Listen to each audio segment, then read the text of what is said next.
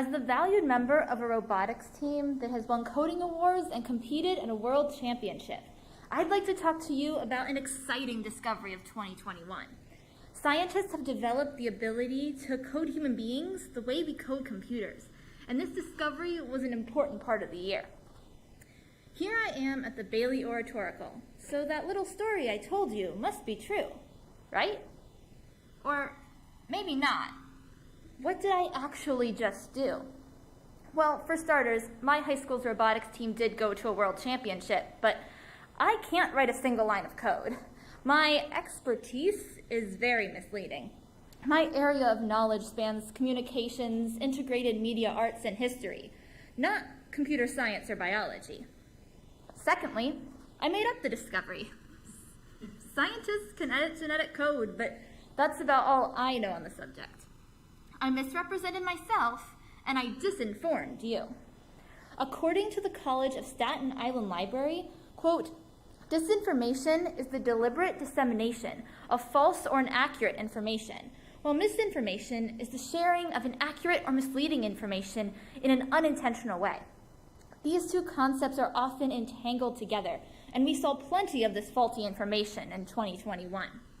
I'd argue that misinformation and disinformation were defining factors of 2021 that deserve our most serious attention, concepts worthy enough to be Time magazine's Person of the Year. We can see this in the political sphere, in the public health sphere, and finally, in the sphere of truth itself. As individuals, we have the responsibility to be conscious of the types of information we consume. And for a better 2022, we need to recognize the dramatic effects these concepts have in our lives. Do you remember where you were on January 6th of 2021? For me, it was maybe 20 minutes after I turned on C-SPAN when then Vice President Mike Pence was shuttled out of the Senate. Slowly the news reports came in and I scoured Twitter for real-time updates. It was a dramatic experience. I meant to spend 30 minutes watching an election certification and ended up spending the rest of the day watching the Capitol be breached. But what was January 6th? Was it violent? A riot? An insurrection? Was it domestic terrorism? Or Antifa? Did the people in the Capitol building behave like tourists? Misinformation abounded as different parts of the country got a different version of events. The idea that January 6th was a peaceful event is blatantly false. According to U.S. prosecutors, January 6th caused over $1.5 million in damage to the U.S. Capitol building. Damages ranging from broken glass to human feces spread throughout the building. At least 9 individuals died in events related to January 6th. The United States Capitol building was breached as Congress was certifying a national election, and yet, according to an ABC poll, only 72% of Americans believe the attack was an attack on our democracy. As a general rule, right-wing media reported a very different day than portrayed in videos and in their own personal texts, and their coverage directly led to the disinformation of thousands of Americans. Roughly 34% of Americans believe the big lie that the 2020 election was stolen. That's roughly 1 in every 3 Americans.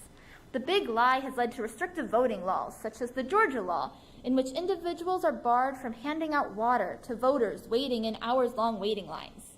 Restrictive voting laws and continued tales of stolen elections are attacks on our democracy. This concerns all Americans, regardless of political party. We need to be strengthening our democracy rather than allowing disinformation to weaken it. The consequence of doing nothing could be the loss of our democracy. Have you seen misinformation or disinformation in the last year due to COVID? Probably. In the sphere of public health, misinformation has had severe consequences. Take the rising anti-vax movement that claims a vaccine is more dangerous than a disease that has killed over 950,000 Americans in 2 years. We're only 4% of the world's population, yet our country makes up roughly 16% of the world's COVID deaths. Or take the fact that if I walk down to Weis tomorrow, most of my fellow shoppers will be unmasked, despite CDC guidance still advising otherwise. These behaviors are fueled by misinformation. Joe Rogan's podcast recently came under fire for its contribution to COVID disinformation. A team of medical professionals, epidemiologists, and science communicators wrote an open letter to Spotify criticizing the publication of the podcast and calling on Spotify to take responsibility for misinformation on their platform. When people believe conspiracy theories and misinformation, it can have life-altering consequences. Like for the 5 children of Kevin and Misty Mitchum, now orphaned after their parents, an unvaccinated couple from Virginia, died from COVID 2 weeks apart. The consequence of doing nothing can be death. In 2021, the consequences of misinformation and disinformation can be seen in both the political and public health spheres. And we can also see these consequences in relation to truth itself. Let me ask you a question. Do you believe what you see in the media or on social media? Or maybe the better question is, can we believe what we see? Alternative social media sites have a reputation for harboring misinformation, but they aren't unique in this regard.